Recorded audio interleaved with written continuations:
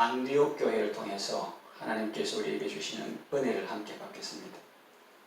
안디옥 교회는 어떻게 세워진 교회입니까? 스데반의 죽음과 함께 예루살렘에 있는 교회에 큰 박해가 일어나서 사도 외에는 다 유대와 사마리아 모든 땅으로 흩어졌습니다. 그 중에 구로와 구레네 몇 사람이 안디옥에 이르러 헬라인에게도 말하여 주 예수를 전파했습니다. 주의 손이 그들과 함께 하셨습니다. 그래서 수많은 사람들이 믿고 주께 돌아왔습니다. 예루살렘 교회가 이 사람들의 소문을 듣고 바나바를 그리로 보냈습니다. 바나바는 착한 사람이요 성령과 믿음이 충만한 사람이었습니다. 그래서 큰 무리가 주께 더하여졌습니다. 성도 수가 많아지자 바나바는 사울을 찾으러 다소에 가서 그를 만나고 안디옥에 데리고 와서 둘이 1년간 함께 큰 무리를 가르쳤습니다. 이처럼 안디옥 교회는 박해와 환난 가운데 주님이 세우신 교회였고 다양한 사람들이 많이 모인 교회였습니다. 탁월한 두 지도자를 통해서 성경 공부도 하고 제자 훈련도 하며 신앙 인격을 쌓아갔을 것입니다. 이제 본문을 주목해 보겠습니다. 본문 속에서 하나님께서 이 안디옥 교회를 통해서 우리에게 주시는 교훈이 무엇입니까? 첫째는 부흥의 때에도 기도하라 하는 것입니다. 안디옥 교회는 지금 한참 부흥하고 성장하고 있는 교회입니다. 이 교회는 그냥 사람들이 세우고 으쌰으쌰하고 인맥, 조직, 건물 이런 교회가 아니고 주의 손이 함께하는 교회요. 많은 사람들이 주께 돌아오는 교회입니다. 탁월한 지도자들도 있습니다. 바나바와 사울 이런 인물이 보통 사람들입니까? 여러분 이럴 때 기도하기 쉽겠습니까? 교회가 사람들이 매일같이 몰려오고 탁월한 지도자들이 있고 지역사회에 선한 일 많이 하고 구제봉사 많이 하고 그럴 때 어깨 힘주고 우리 교회 지금 자랑 나는 아무개 교인이다 이렇게 하기 쉽죠. 사람들은 어렵고 힘들 때는 누구나 기도합니다. 물론 그럴 때도 안 하는 사람도 있지만 하나님을 조금이라도 아는 사람이라면 대부분 기도합니다. 그런데 형편이 좀 풀리고 살만해지면 기도에 소홀해집니다. 기도를 등한히 하고 하더라도 근성으로 하기 쉽습니다. 요즘 말로 하면 아쉬운 것이 없으니까 기도에 간절함도 없는 것입니다. 예컨대 교회를 말하면 자기 땅 있죠. 자기 건물 있죠. 교인 수도 많겠다. 재정적으로도 풍족하겠다. 어디 그뿐입니까? 좋은 일도 많이 합니다. 해마다 동사무소에 돈을 많이 갖다서 이웃 구제하게 하고 KBS 방송국에도 이렇게 갖다 주고 구제도 하고 봉사 활동도 많이 합니다. 그래서 모두 자화자찬하고 잘 하고 있는 줄로 생각합니다. 그런데 헝거리 정신이 없어요. 배고프다. 나는 의에 줄이고 목마르다. 그런 정신이 없습니다. 그런데 안디옥 교회는 그렇지 않습니다. 아주 건강한 교회입니다. 무명의 전도자들에 의해 세워지고 주의 손이 함께하므로 믿는 자가 많아지고 착하고 성령 충만한 지도자가 있으므로 큰 무리가 주께 더해지고 바나바와 사울이 공동 목회함으로 건강하게 성장하고 있는 교회입니다. 흉년이 들었을 때 유대에 사는 형제들에게 부조도 보낸 나눔과 봉사도 실천하는 교회입니다. 그런데도 이분들에게는 헝거리 정신이 있습니다. 주를 섬겨 금식했습니다. 이 말 속에는 중요한 의미가 있습니다. 아무리 교회가 커지고 사람들이 많아져도 교회의 주인은 예수님이시라는 것입니다. 그들은 이 사실을 분명히 알았고 그리고 계속 주의 뜻을 받들기 위해서 금식하며 기도할 정도로 주의 뜻에 관심이 있었다는 것입니다. 그것이 바로 주를 섬겨 금식할 때라는 말 속에 있는 의미고 안디옥 교회를 통해서 하나님께서 우리에게 주시는 교훈은 잘 될 때도 기도하라 하는 것입니다. 교회에 어렵고 힘든 일이 다가왔을 때도 기도하지만은 한참 부흥하고 성장할 때도 기도에 힘쓰라는 것입니다. 교회도 그러하고 성도 개인도 마찬가지예요. 잘 나가고 형통하고 일이 잘 풀릴 때도 기도하라 하는 것입니다. 왜일까요? 좋은 교회, 건강한 교회는 그가 처한 환경의 호불호에 의해 평가되는 것이 아니라 어떠한 환경 속에서도 주께서 맡기신 사명을 잘 수행하는 것으로 평가되기 때문입니다. 개인도 마찬가지예요.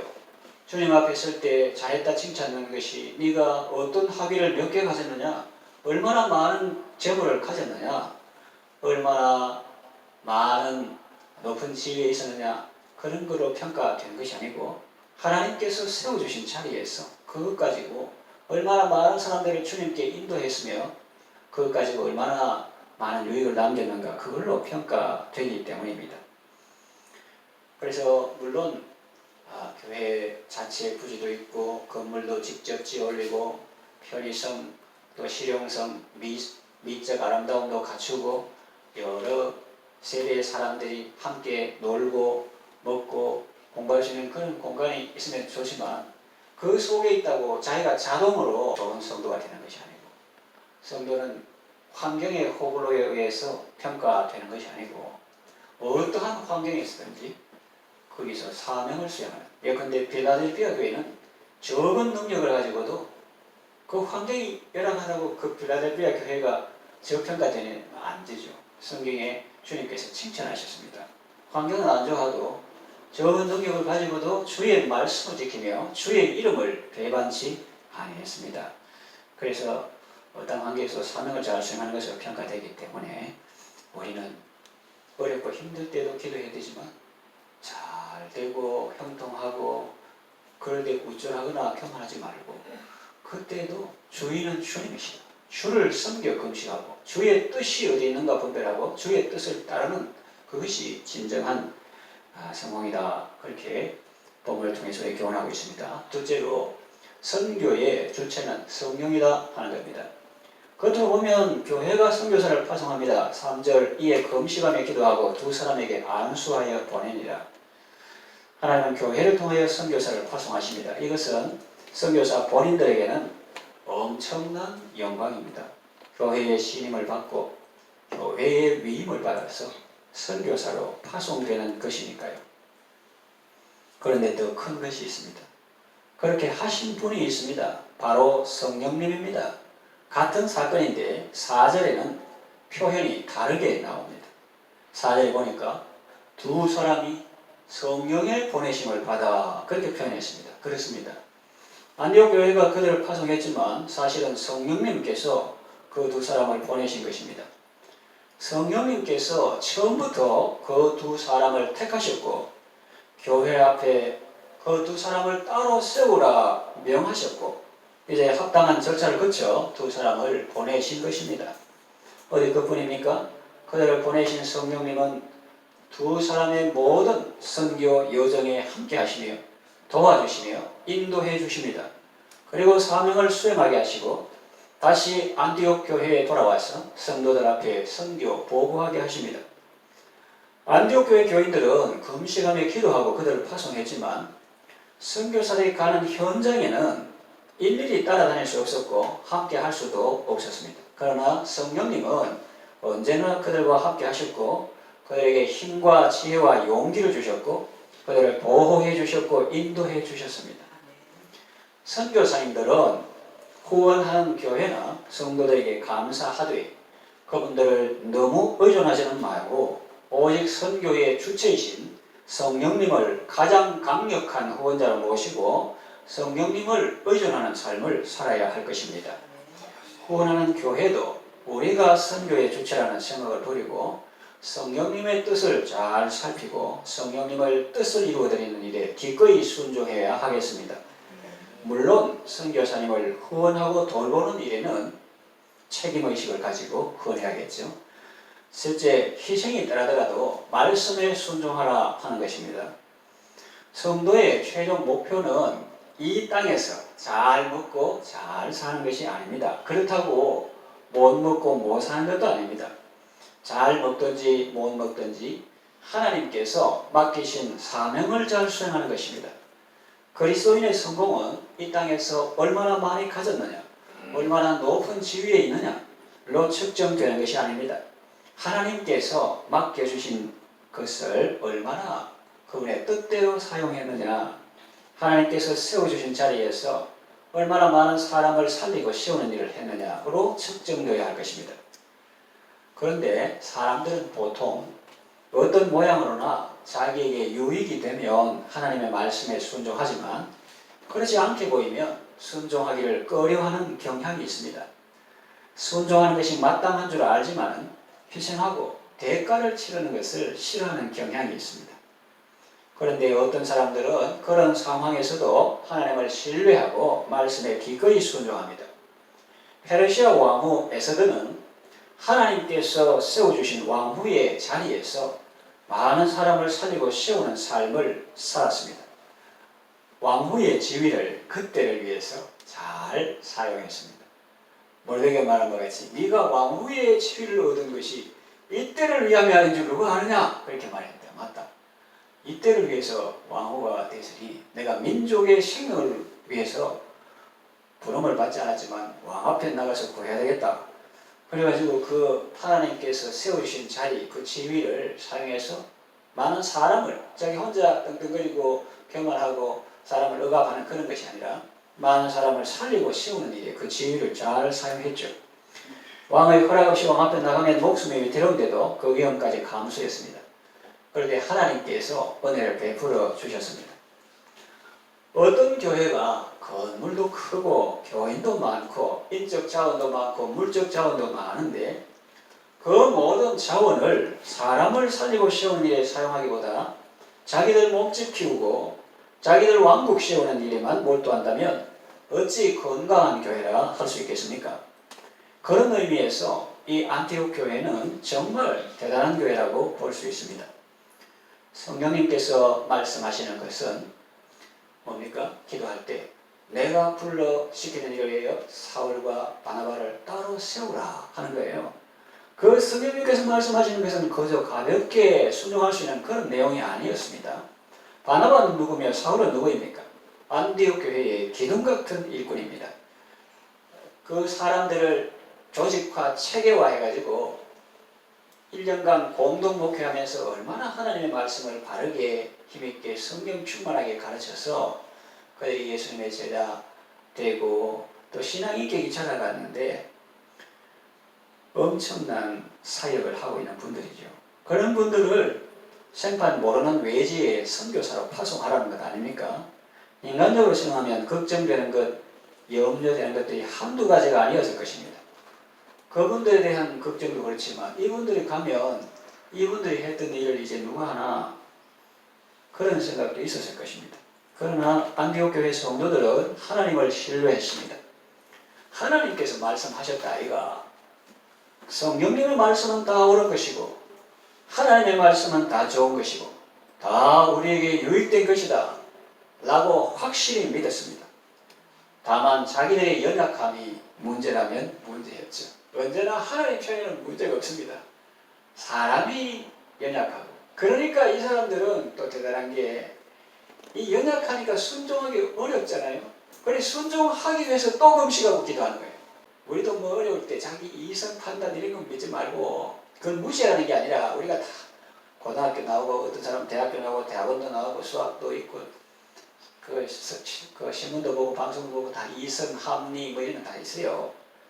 그 누구든지 나를 따르면 자기를 부인하고 그런 거는 이제 완전히 바보가 되라 그 뜻이라기보다도 네 생각은 요렇고 하나님의 생각은 이러니 이사야서는 바와 같이 내 생각은 내 생각보다 다르면 내 길은 내 길보다 달아서 하늘이 땅보다 높은 같이 내 생각은 내 생각보다 높으면 내 길은 내 길보다 높으니라. 그러기 위해서 점프하기 위해서 자기를 부인해야 되는 건데 그걸 모르고 뭐 교회 가니까 맨날 자기를 부인하라고 바보되라는 거 아닙니다.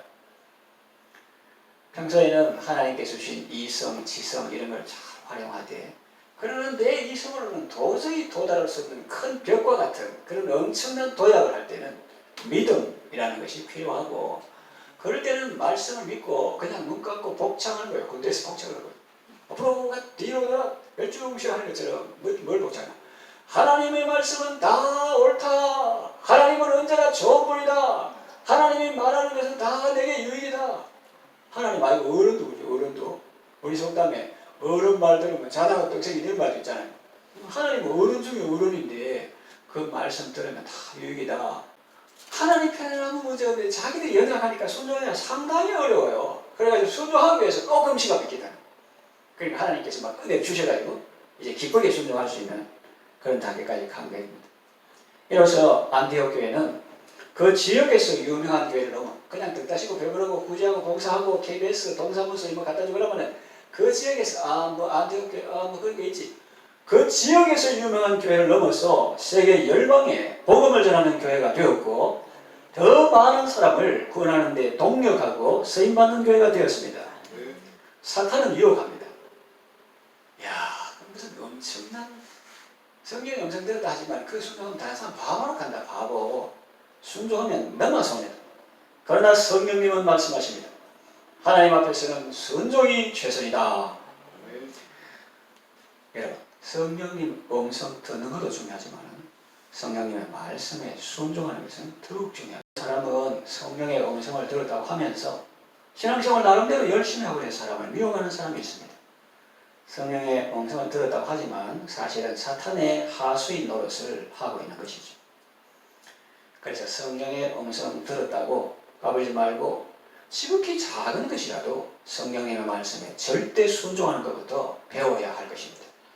저 위의 것을 막 자꾸 추구하는 게 아니라 자기 남편 사랑하고 자기 아들들을 위해서 매일 축복하고 출근하는 딸을 위해서 매일 축복하고 모르는 사람은 아이고 내가 서울대학교 나가고 이화여대 나가고 맨날 밥하고 설거지하고 빨래하고 밥하고 설거지하고 빨래하고 이게 무슨 짓이고 몰라서 그렇지. 그게 얼마나 중요한 일인데 그 자녀가 얼마나 앞으로 큰일을 할 사람이면 한 영혼이 천하다 돼야 되는데 그를 위해서 밥하고 빨래하고 설거지하는 것이 아무나 할 수 있나? 그렇게 해야 되는데 어떤 천문학자가 맨날 천문학도 뭡니까? 별관찰 하잖아요. 맨날 별관 자기 할 거 하고 이렇게 가야지. 맨날 별관찰 하다가 도랑에 빠졌어. 하수구 공사하는데 그래가지고 도랑에 빠졌어. 그럼 그거 하려면 이렇게 열심히 하고 그 다음에 또 가끔 이렇게 첫째 마음을 보고 이래야지. 뭐 주위에 천천만천하는 거죠. 지 앞에 것도 못 봐가지고 도랑에 빠지고 그래가 되겠어요? 여러분은 자기 재미를 지키지 아니하고 하나님께서 세워주신 자리를 이탈한 사람의 말보다는 여러분을 지금 그 자리에 세우기까지 사랑과 은혜로 함께 하신 하나님과 그분의 말씀에 더 귀를 기울이시고 심겨진 자리에서 꽃 피우는 삶을 살아가시기를 바랍니다. 말씀을 정리합니다. 여러분의 삶에서 기도는 어느 정도의 비중을 가지고 있습니까? 안디옥 교회는 기도가 전부인 교회였습니다. 그들 주변 환경에 호불호에 일희일비하지 않았습니다. 화단의 때도 오로지 하나님의 뜻에 관심이 있었고 부흥하고 성장할 때도 하나님의 뜻을 이루는 일에 최선을 다했습니다. 그럴 때 성령님은 그들에게 말씀해 주셨고 그들은 그 말씀에 기꺼이 순종했고 그럴 때 하나님은 그들을 더 크고 귀하게 쓰셨습니다. 우리 교회가 안디옥 교회처럼 이 시대에 아름답고 건강한 교회로 세워지고 하나님의 뜻을 이루는 교회가 되기를 원합니다. 그리고 여러분들은 함께 간절히 기도하며 하나님의 뜻을 구하고 성령님의 말씀에 기꺼이 순종하며 많은 사람을 살리고 세우는 하나님의 일에 쓰임받는 복된 삶을 살아가시기를 바랍니다. 기도하겠습니다. 하나님 아버지, 안디옥 교회를 통해서 귀한 가르침을 주셔서 감사합니다. 환난의 때에도 기도하게 하시고 부흥하고 성장할 때에도 기도하게 하소서. 환경에 호불호에 낙심하거나 우쭐하지 말고 어떤 환경에서든지 사명을 잘 수행하게 하소서. 교회의 영이며 선교의 주체이신 성령님을 늘 주시하며 그 말씀에 기꺼이 순종하게 하소서. 우리의 생애를 주님 손에 올려드리니 주님 영광 나타내소서. 예수님의 이름으로 기도합니다. 아멘.